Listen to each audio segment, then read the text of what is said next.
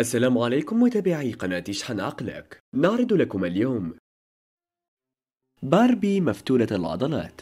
حسناء الروسية تخطف الأنظار بعضلاتها الحديدية. صارت جوليا فاينز الحسناء الروسية حديثة مواقع التواصل الاجتماعي بسبب ممارستها رياضة رفع الأثقال واكتسابها لعضلات ضخمة غيرت شكلها تماما. واحدة من أشهر الرياضيات في العالم، خاصة وأنها تتمتع بجمال ساحر ووجه ملائكي جذاب، لكنها رغم ذلك لم تتخلى عن عشقها للتدريبات البدنية المكثفة.